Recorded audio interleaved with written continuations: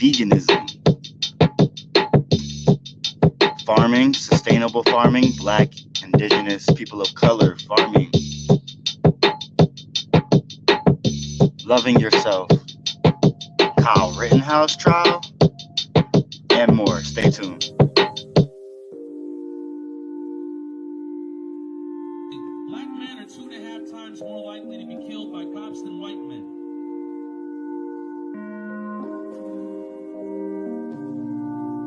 They don't want us to succeed.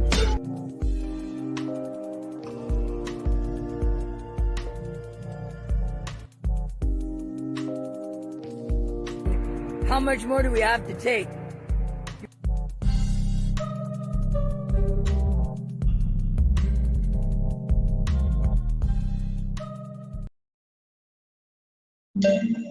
There are so many reasons why Michael K. Williams' passing is tragic. His family lost a member of their own. The acting world lost a great talent, and unfortunately, he joins the running list of black men who have left this earth too soon.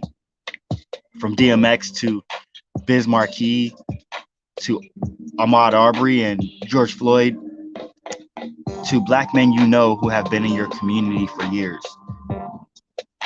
Fewer black men are becoming elders, and more are gone before their time. But what does that mean for those in the direct line of society's crosshairs? To be black is to be constantly validating why your life matters, to justify why you should exist. To navigate a world like this is exhausting, to say the least. It wears on the body, mind, and soul, and it shows. Black men have the lowest life expectancy amongst all major demographics.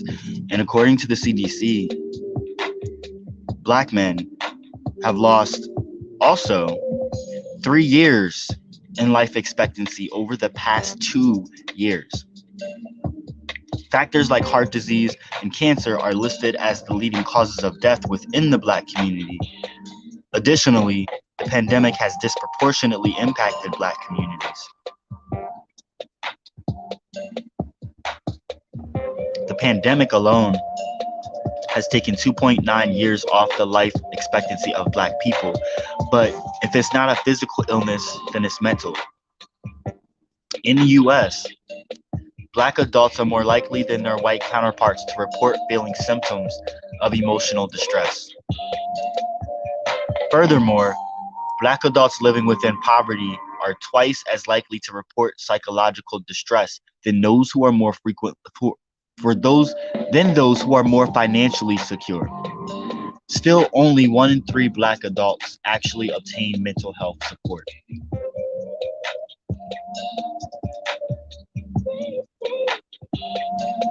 And this doesn't even take into consideration other components that ransack black men in their mental health.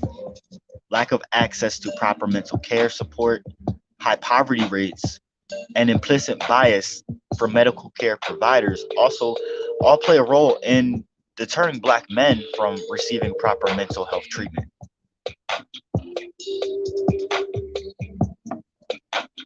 In 2017, the New York Times stated that the life expectancy of black men had increased. That's thrown out of the window when you consider physical illness and challenges navigating mental health.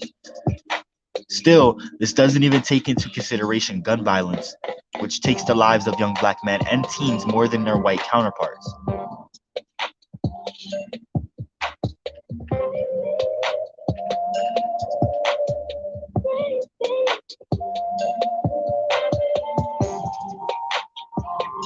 Only making up 2% of the population, black men and teens within the ages of 15 to 34 consist of 37% of gun homicides. Even across all ages, black men were nearly 14 times more likely to die in a firearm homicide than white men, and 8 times more likely to die in a firearm homicide than the general population. Research from Every Town Against Gun Safety shows that a black person dies every day a black person is killed by a police officer, and 3 times as likely to die from a bullet from a police officer than white Americans. These statistics shed more light on the countless men, named and unnamed, who have been lost to police brutality and gun violence so frequently that it has become easier to see yourself as the next victim. These are just a few of the things that have been claiming the lives of black men, and like so many of us, I'm left distraught. At times I ponder on whether the men in my family will grow to become the elders I dream that they will be. My nephews aren't even teenagers yet. My brothers and cousins are living out their 20s and 30s. My father and uncles just made it to their 50s. I worry that many of us in my family will never reach what my grandfather has accomplished, simply grow old. Something that's supposed to be a way of life doesn't exist when your life is constantly on the line. Also, as a black queer man, I think about the black queer men who came before me, the ones who saw their friends, family, and loved ones fall victim to the complications of HIV and AIDS, an illness that's no longer a death sentence today, but has taken so many black queer men from this world. The black LGBTQ plus community endured an epidemic to only have to endure many more. To live a life longer than half a century, or better yet, to exist beyond your 20s, is more of a blessing than we know. I can't help but think about what might take me out before I even enter the next decade. The list is too long. Still, I know, like so many other black men, that we deserve to live out beautiful lives into old age. We deserve to feel the forces of gravity shape our bodies as time pushes forward. We deserve to feel the warmth of the sun on our faces for years to come, and not cold earth on our bodies before we hit 30. We deserve to love ourselves, our partners, our friends, our family unconditionally. We deserve to laugh until our bellies ache. We deserve to cry unashamedly and grieve without a second thought. We deserve to heal, to be healthy, and bring forth healing in our communities that support us, challenge us, and hold us accountable. We deserve to grow with our children, nieces, nephews, and nibblings, to offer them stories of love, loss, and lessons learned. We deserve to live, to teach ourselves and our black boys how to be soft, love deeply, fight for what's right, and protect everyone within our community as much as they protect us. We deserve to live in a world that sees the beauty in our complexion and not weaponize it. We deserve to walk down the street with our heads held high and without fear that this will be the last time we feel the wind on our face and our air in our lungs. We deserve simply to exist, and yet that just feels like the hardest thing to do in this world. Regardless, black man, your life will always matter, and you deserve to live it to the fullest.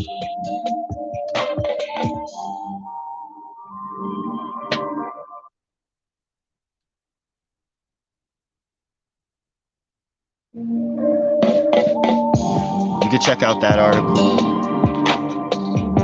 I'll post the link in the comments.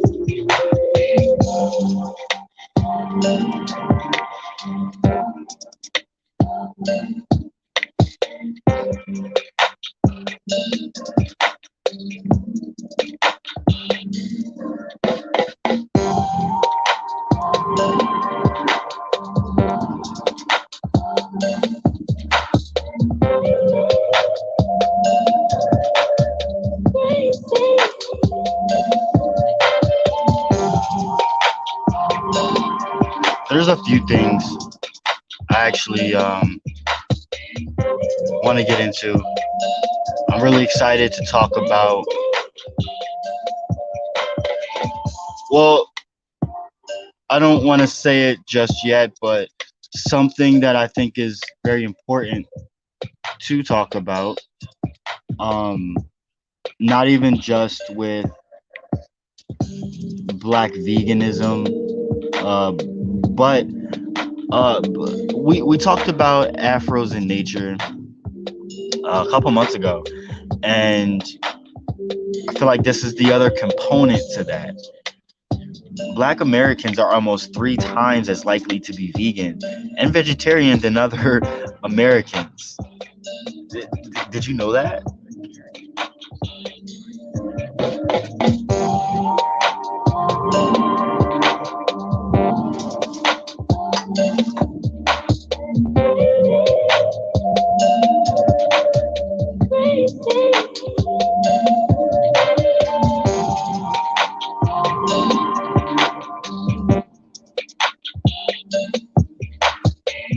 So there's this guy called Lewis Hunter, and there's a whole story about him that I want to get into because I think it's pretty interesting, and it kind of combines a lot of different layers of things that we talk about here on the Leon Block concerning social justice, movements, and protesting, and it ties in Philando Castile. So just take a listen. When Lewis Hunter woke up on the morning of May 31st, he didn't know what to do.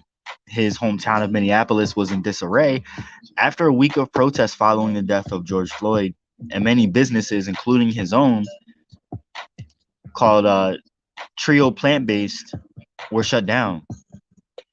He said, God just touched me and told me to go out and pass out all the food that I had prepared the day before. In total, Mr. Hunter gave away 300 vegan meals and bottles of water to Black Lives Matter protesters. The cause and his restaurant are inextricable in his heart. In 2016, he was faced with 20 years in jail on felony rioting charges after participating in a BLM protest following the death of his cousin, Philando Castile. Mr. Hunter always maintained his innocence, and charges were eventually dismissed, but he lost his landscaping business and apartment while the sentence hung over his head for over a year. Through the legal battle, he met activist Sarah Woodcock, who introduced him to the concept of veganism. He started reading about how reducing or eliminating animal products can help reduce the likelihood of developing chronic illnesses like diabetes and high blood pressure, illnesses that plague the Black community in the US.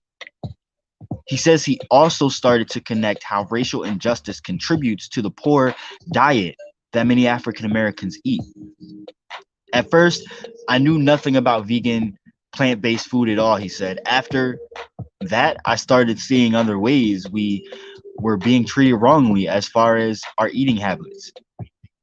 Although he does not identify as vegan, which the Vegan Society defines as an ethical lifestyle choice that eschews all animal products, he says he now eats largely a plant-based diet that consists of many vegetables, fruits, and legumes, which is kind of similar to where I'm at. The pair went into business, and after a series of pop-ups, opened Trio in the autumn of 2018. And now he is the sole proprietor, making Trio the first Black-owned vegan restaurant in the state of Minnesota. The growth of Trio mirrors national trends, with everyone from athletes to pop stars jumping on board. But nowhere has the vegan diet taken off more than in the Black community. According to a Pew Research Center survey, 8% of Black Americans are strict vegans or vegetarians, compared to just 3% of the general population. Wow. Those findings mirror a 2015 poll by the Vegetarian Resource Group that found 8% of Black people were strictly vegetarian, compared to 3.4% overall. Recently, a January poll by Gallup found that 31% of non-white Americans had reduced their meat consumption in the past year, compared to only 19% of white Americans. The trend is sparking a new generation of vegan influencers like actress Tabitha Brown, who is getting her own cooking show after her vegan videos blew up on TikTok and Instagram. There's even an online petition to make Miss Brown the voice of Apple's Siri.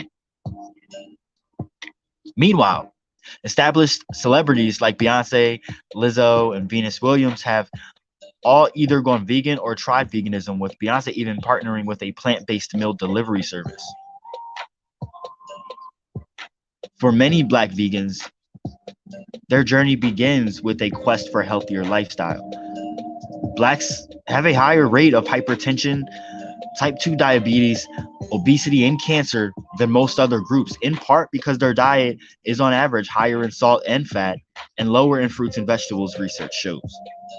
But socioeconomic factors like poverty, living far from a greengrocer, and easy access to fast food, which I'll get into in a little, have made it harder for African Americans to eat healthily, according to the Food Empowerment Project, which is a nonprofit aimed at ending food inequality.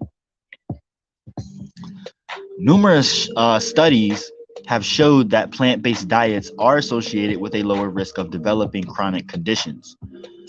The NHS says that a balanced vegan or vegetarian diet can be very healthy, but notes that it is not the only path to health. It cautioned that vegans need to be careful to plan their diet to get adequate protein and calcium through plant-based sources, and may need to take supplements to guard against B12 and iron deficiencies. One recent study published in the British Medical Journal found that while vegetarians, including vegans, had a lower rate of heart disease, they had a higher incidence of stroke. Researchers were not sure why, but said that it could be because of B12 deficiencies. So make sure that if you are switching to being a vegan or vegetarian, that you're making sure that you're still maintaining the same levels that you would of all different nutrients and vitamins when you were consuming everything else, meat and otherwise. So food quantity, aside from food quality, is also a key factor in maintaining a healthy body weight. Those issues have inspired several Black-owned charities, like Compton Vegan, to deliver vegan meals to predominantly Black inner-city communities. That's pretty cool. And it's also one of the reasons why Mr. Hunter wanted the menu at Trio to focus on foods his community would be familiar with and want to eat. Comfort foods like burgers and soul food like collard greens and mac and cheese. But those foods don't have to be laden with bacon grease and full fat cream, says Mr. Hunter. The menu at his restaurant, Trio Vegan, veganizes many soul food classics, using things like liquid smoke to give collard greens that bacony taste, and cashews to make mac and cheese creamy without the cream. I want to try his shit. At first, most of his customers were white, but now about half of his business is Black. To nurture my community is amazing. I pinch myself almost every day to see if it's real, he says.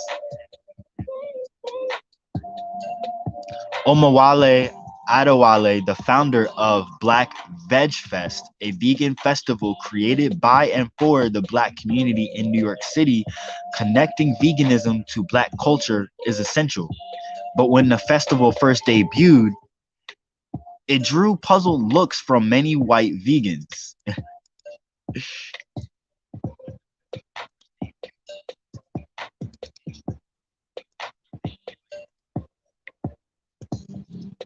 The vegan community has been white for so long, and sometimes it feels like they want to keep it white. While the diet has been stereotyped as something exclusively for soy latte swilling upper middle class white hipsters, there is a long history of Black veganism in the US and abroad, he's quick to point out. You love to see yourself represented. And that's one of the main reasons why the Black community has really galvanized around the vegan idea, he says.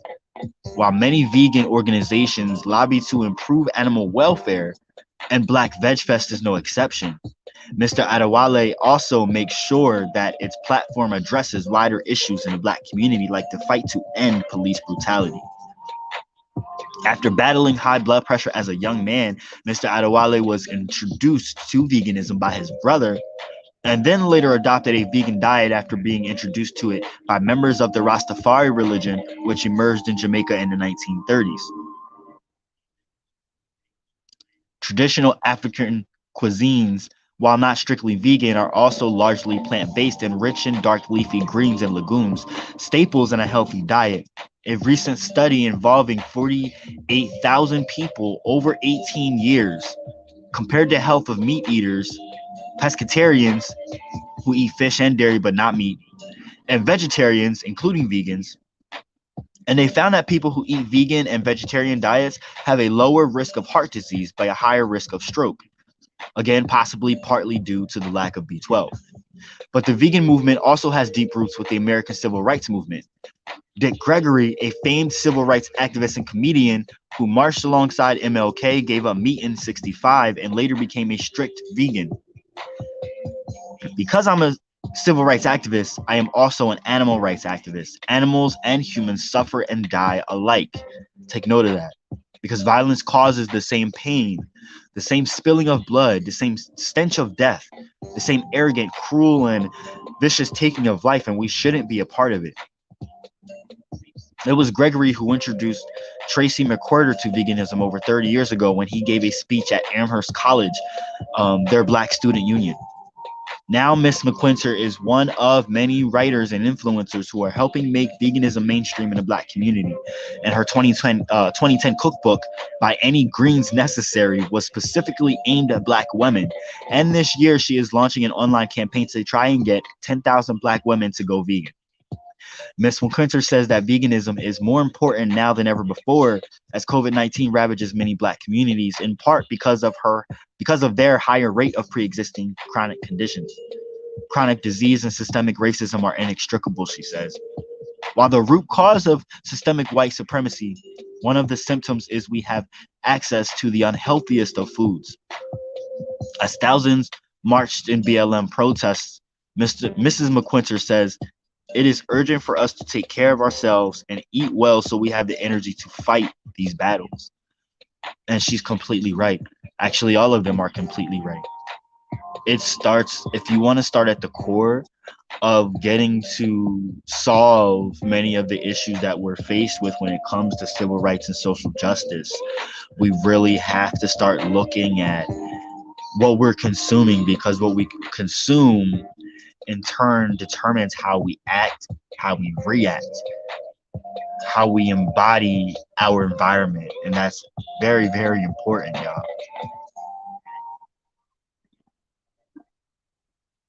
I'm actually going to take a quick break and we'll be right back.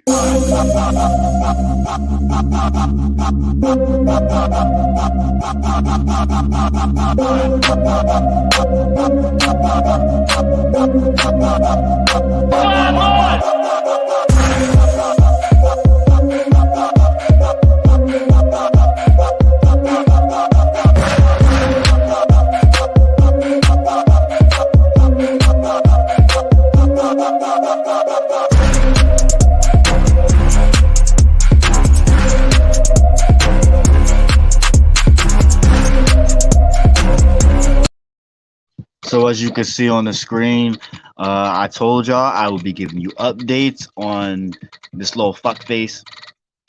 The judge in Kyle Rittenhouse trial went on a prolonged rant against media criticism in the case Wednesday, saying he has followed the law and any assertions, otherwise could be detrimental to the community. Kenosha County Circuit Judge Bruce Schroeder began his unusual soliloquy by referencing a media report that called the case the most divisive trial in the country. Schroeder, the longest serving circuit judge in Wisconsin, has frequently criticized the media during the case, but he rarely acknowledges the trial's larger significance. Anything that undermines public confidence in what happens here is very important. It's important for this town, it's important for this country, and to have people have confidence in the result of this trial, whatever it is, and I don't care what it is, but people have to be confident. Schroeder made the comments outside the jury's presence after the defense and prosecutors clashed over video of the August 2020 unrest being played for the jury. As the two sides sparred, Assistant District Attorney Thomas Binger referenced Schroeder's pretrial ruling allowing Rittenhouse's team to present evidence suggesting the men Rittenhouse shot participated in looting, rioting, or arson that night. The mention seemed to upset Schroeder, who began talking about media coverage of that decision. The judge made national headlines regarding that ruling, and another that barred the men Rittenhouse shot from being called victims. Remember that? The judge received dozens of angry emails about the decisions, according to court records. There are people in the media on reputable sites that are saying things that are totally bizarre, he said. The judge specifically referenced a CNN report in which two legal analysts questioned the ruling, including one who described it as incomprehensible. According to CNN.com, legal analyst Ariva Martin made the comment. Legal analyst Jeffrey Toobin, whom Schroeder specifically singled out, called it a really unnecessary and unfortunate beginning to this really important case. That's our rule, Schroeder said. It's the law. The judge also criticized media accounts that correctly referenced that he had been reversed in a murder trial that resulted in a life sentence. Schroeder said that he was reversed in the 2008 case, followed by the appellate court's instruction on the retrial, and then was vindicated when he was reversed again. I was right, he said. Binger tried to steer the conversation back to the issue being debated, telling the judge he doesn't pay attention to Toobin or any other media commentary on the case. It is of no concern to me, Binger said. The judge then took a break and stepped off the bench. There was no mention of the media when he returned. Rittenhouse, who lived in a far northern suburb, was 17 when he fatally shot two people and wounded a third in downtown Kenosha with an AR-15 style rifle that a friend testified Tuesday he purchased for him because Rittenhouse was underage. Despite not being old enough to openly carry the gun, Mr. Rittenhouse decided to patrol the southeast Wisconsin town of Kenosha amid the turmoil surrounding the shooting of Jacob Blake, a black man, by a white police officer days earlier in August 2020. Rittenhouse has pleaded not guilty, arguing he killed Joseph Rosenbaum and Anthony Huber and wounded Gage Grosskreutz in self-defense. His jury trial resumes tomorrow.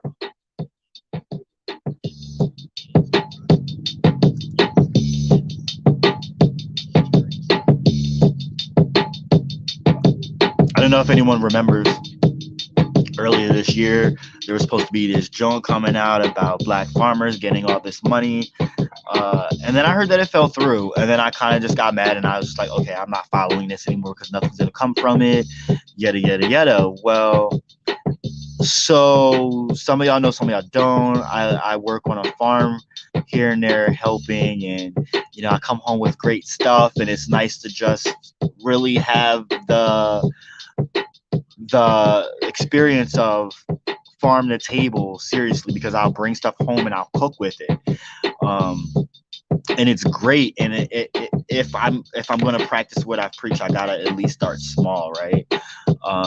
And so it's very important to me to learn all of this stuff, soak it up and soak it in, so that I can share what I learn with the world and other people. And so the person that got me the job on a farm is someone that threw a protest in here in one of the smaller towns in Lancaster County called Strasburg. For those who are familiar with Lancaster County and any of the attractions that we have here in Lancaster County, there's an American train museum in that town. There's something called the Strasburg Railroad, where you can take tours of the railroad that ran right through America. It's pretty cool for people who like that sort of thing, you know. But the whole point that I'm trying to bring up is there was a protest thrown there, and that town's pretty racist. There's a lot of KKK members and whatnot that live in that town. I knew someone that lived in that town, and just driving through, I always got the heebie-jeebies. Was always scared when police officer followed me. Like, I'm not even gonna lie, but I had just did a protest the day before, and so there was a whole series of protests that weekend, and I just happened to show up at that one, and this woman came up to me and was like, "Would you like to speak?" And I'm like, "Sure." And a year later, we had, always kept in touch over the year. she's like, hey, I need help on this farm, you'd be perfect. I'm like, sure, and as we got to talking just about how uh, what our ideas were as far as doing our part with self-sustainable farming and helping to contribute to solving the issue of food deserts, and what we can do to pass on knowledge to not only future generations but inner city and urban and impoverished generations that don't have the knowledge but can really, really utilize it. So it's very important for me, and shout out to Lancaster Pharmacy, by the way. Shout out to Eli, uh, to meet people and network and associate and bring that knowledge in and really put it out into the world. And so entities like what I'm going to get into in a little bit and Afros in Nature are very important and crucial to tying and weaving in the networks of things to really solidify and bring us together as people, not only just people of color, but everyone, to help kill and diminish and eradicate the traumas that we have from our past generationally, but also even from today because of our society. And so this whole thing about Black farmers uh, to begin getting debt relief from June is extremely important because Black farmers have always been on the shitty end of the stick. Let's face it. And they're less known, and you really don't hear about it. Like, oh, anytime you see any kind of image of a farmer, it's never of a Black person, but they're out there. And we actually need more of self-sustainable farmers, especially some in urban areas. I think that's really important. So Reuters reports that the Biden administration hopes to make right with Black and other minority farmers who for decades have lost farmland in legal disputes and been denied loans and government assistance. The American Rescue Plan Act, which became law in March, directed the USDA to pay off all farm debt held by socially disadvantaged minority farmers. It faced opposition from some white farmers and concern from banks.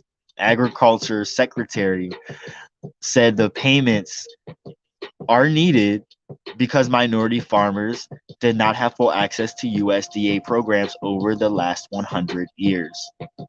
Chances are pretty good that you weren't able to be competitive with white farmers in purchasing land and purchasing equipment, having your crop planted at the right time. Tom Vilsack, the agriculture secretary, said in an interview. In some cases, those policies were designed specifically to remove socially disadvantaged farmers from their land.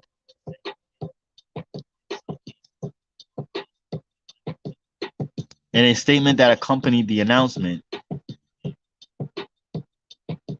Vilsack said USDA is recommitting itself to gaining the trust and confidence of America's farmers and ranchers using a new set of tools provided in the American Rescue Plan to increase opportunity, advance equity, and address systemic discrimination in USDA programs. The legislation did not allocate a specific amount, but the USDA estimates $3.9 billion in farm-related debt is owed to minority farmers, to the federal government, and private banks. Payments will go out to banks and farmers in June after USDA confirms amounts with some 15,000 farmers by mail. So, Eli, if you're listening, you're right. A century of discrimination against minority farmers has been documented since the late 1990s.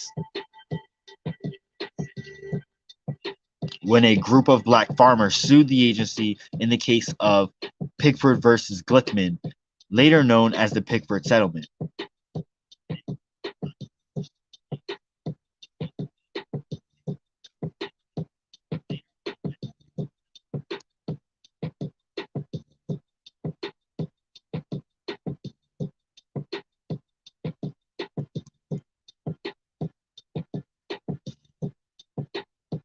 So, Eli, maybe you weren't right, because I'm seeing something different here.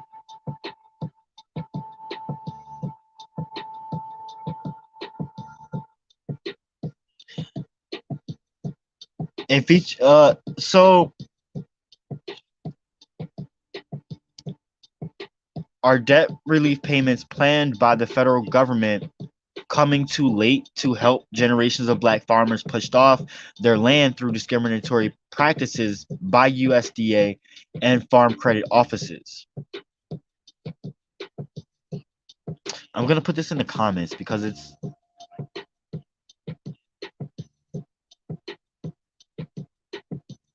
I'm still cons I'm not sure if this has been put out or not, because as of the other day there looks like top class action lawsuits filed claim of settlement money November 2021, and this seems to be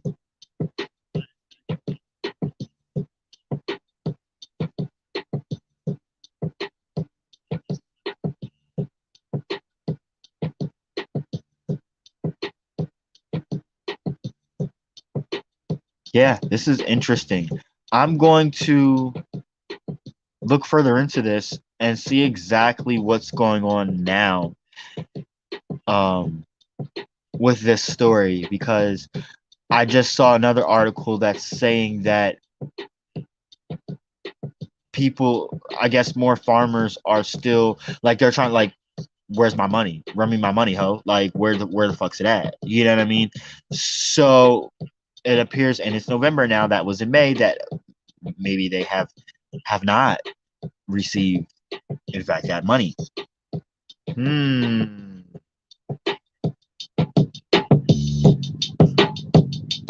On to the next one. This is actually what I wanted to talk about a little more.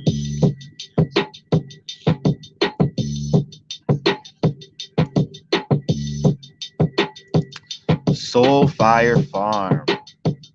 I'm going to drop a ton of links in the comments.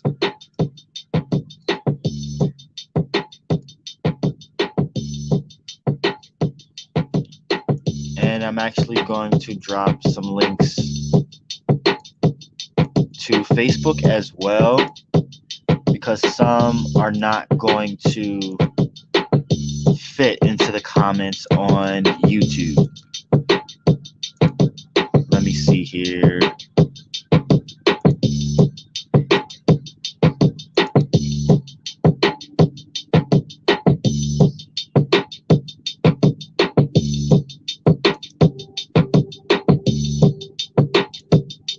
So the whole thing about Soul Fire Farm, it definitely goes in partnership with Afros in Nature, because you work with the land, where and Afros in Nature, you're learning to live with the land, and I think both are just as important as the other.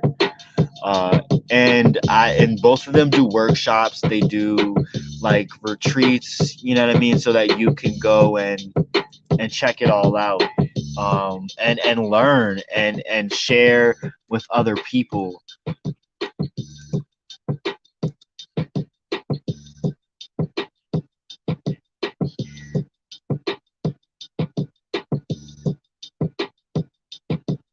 So for Facebook watchers, I just dropped the link to the Facebook live. Oh, speaking of, for those who want to know, there was protests going down at Lake and Girard tonight, the intersection of where Winston Smith and Deanna Marie were killed up in Minneapolis. So definitely check in on that. I'll probably touch on that a little later tomorrow. Soulfire Farm is actually up in upstate New York. I know I got a lot of links I'm posting here, but you're gonna love me for it. Did I post that? No, I did not. I just love seeing black people doing things like this. Like, just come on. Like,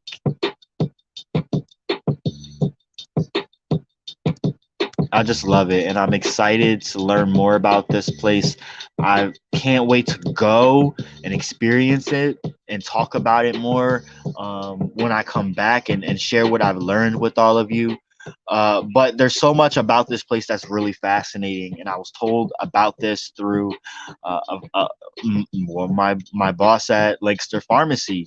Uh, and eventually we're going to get into an episode, and this is one of the things I definitely want to bring up with her.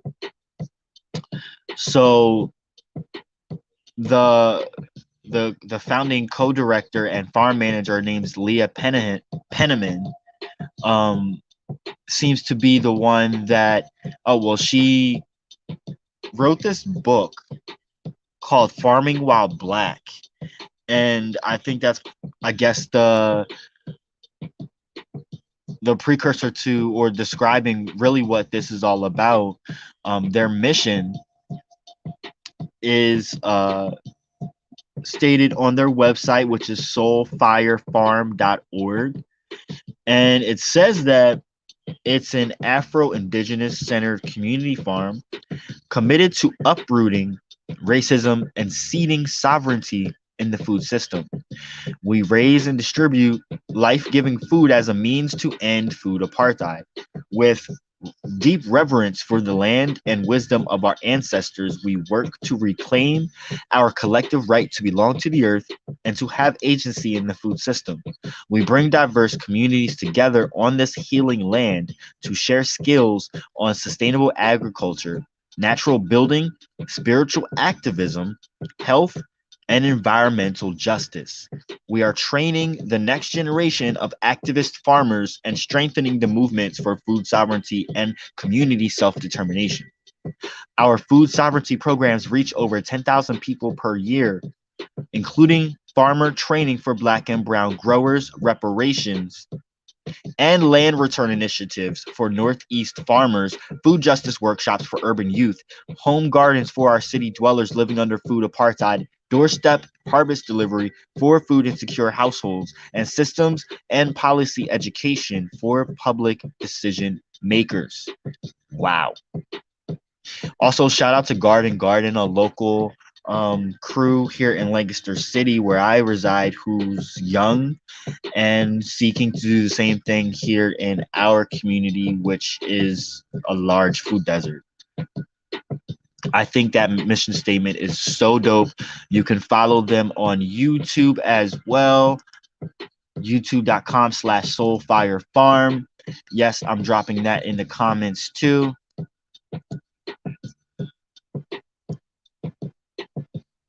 You can request for a workshop, keynote lecture, or youth event.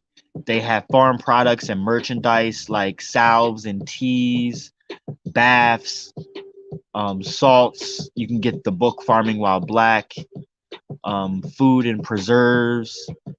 It's everything, one-stop shop. You can also donate, help support them and their team, definitely help contribute to the cause. If you're an ally, if you're a non-person of color and you want to figure out a way to help liberate or break the change of generational trauma and help mend the ills of colonization, definitely one way is to donate to an entity like this that's seeking to really get back to the root of the soul of who we are as people, but also getting back to who we are as people in general, not just people of color in society. This is really, really important, y'all. This place, it looks so fucking cool.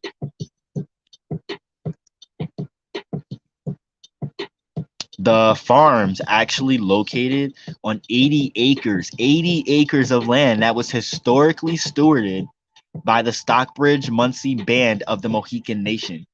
The Mohican people were forcibly removed from their territory in the 1800s to a reservation in northern Wisconsin.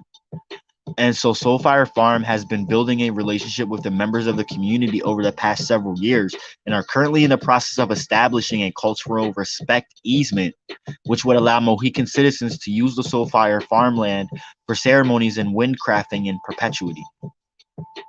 That is so awesome. Additionally, they have native seed exchanges with some of the farmers and herbalists in the community and are working with Mohican people locally on the fight to preserve their ancestral burial grounds from development. The soils on the land, get this, are mostly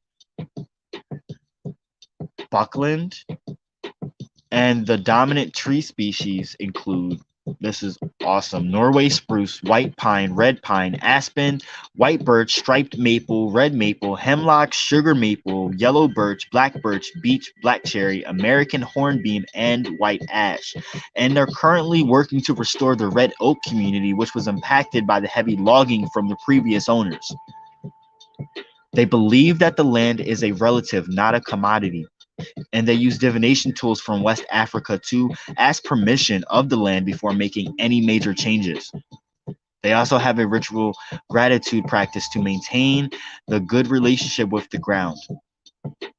The regenerative carbon sequestering farming practices such as no-till, cover crops, mulch, compost, raised beds, agroforestry, silvopasture, and native species restoration are part of that covenant to care for the land.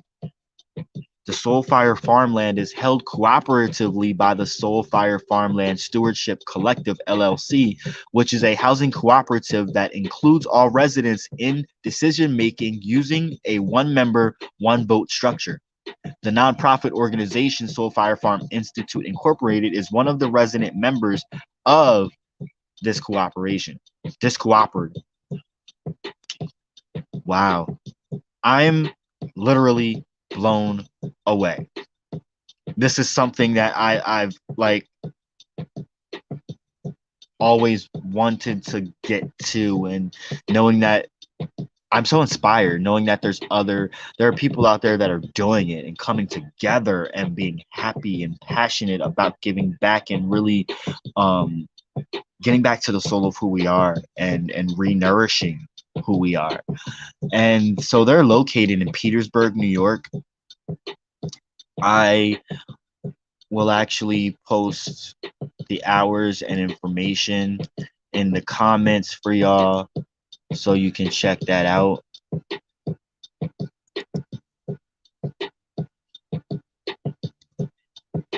I really can't be more happy. They actually have a bunch of things going on this month. Tomorrow they have things going on like Ask a Sister Farmer. We make circles on feeling, tracing, and writing nonlinear landscapes. On the 11th, Laying Hen Giveaway, Community Work and Learn Day. On the 17th, Uprooting Racism in the Food System. That sounds pretty cool. So again, like, this is something that I've been sleeping on. I will say that I've been sleeping on this shit.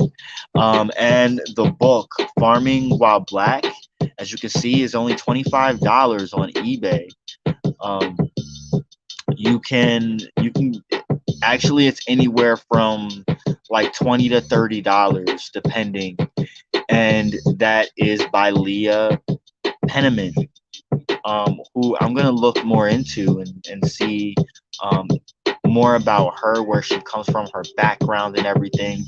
They have a blog and newsletter that you can check out. They have recipes you could check out. They talk about reparations, which is really cool. There's a whole map of reparations for Black Indigenous farmers, and the food system, was built on stolen land, on stolen labor of Black, Indigenous, Latinx, and Asian people of color.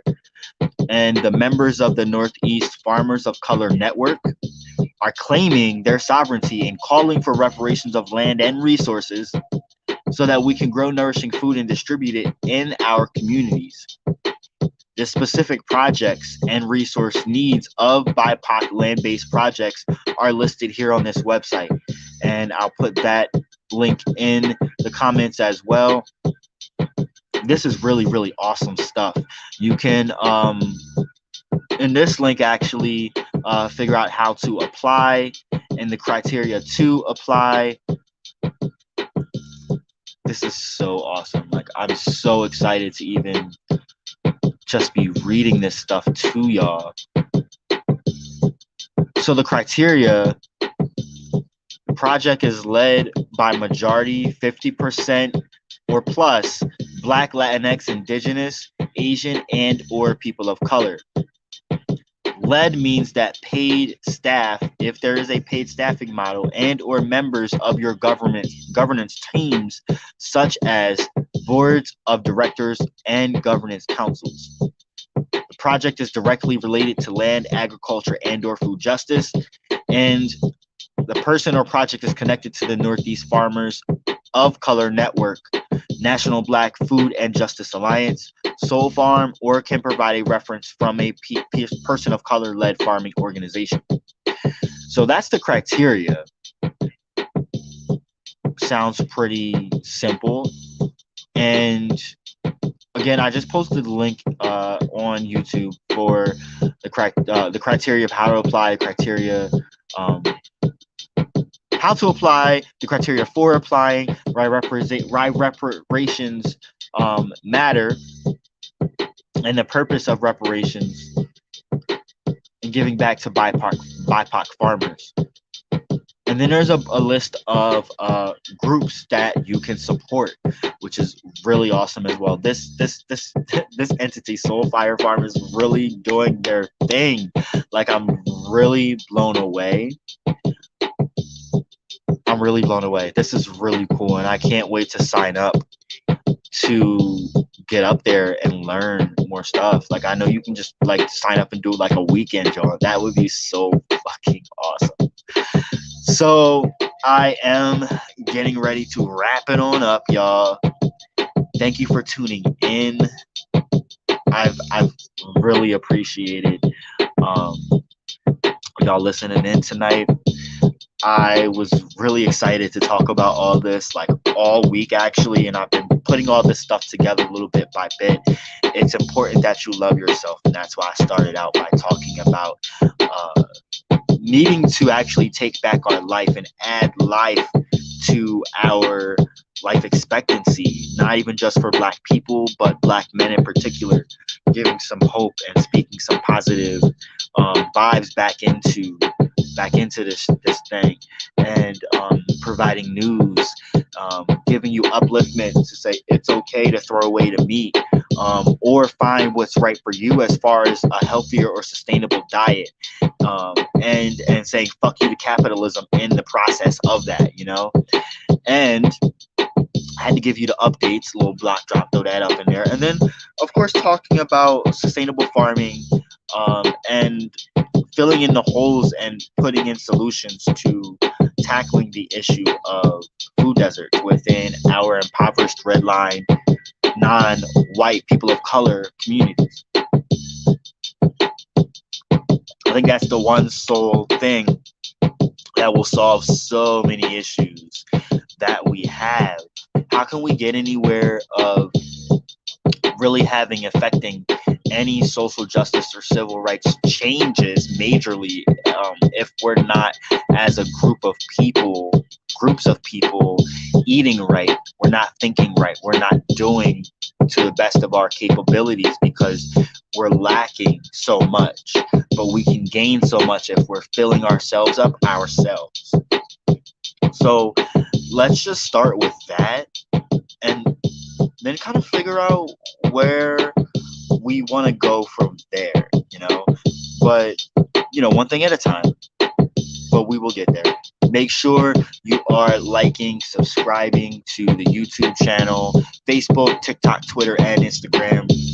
It's always a pleasure. Remember, this is your place for it all. We got everything for y'all. So you can always check to the other episodes that may be different from this one. You know what I mean? Each episode is going to be a different kind of thing.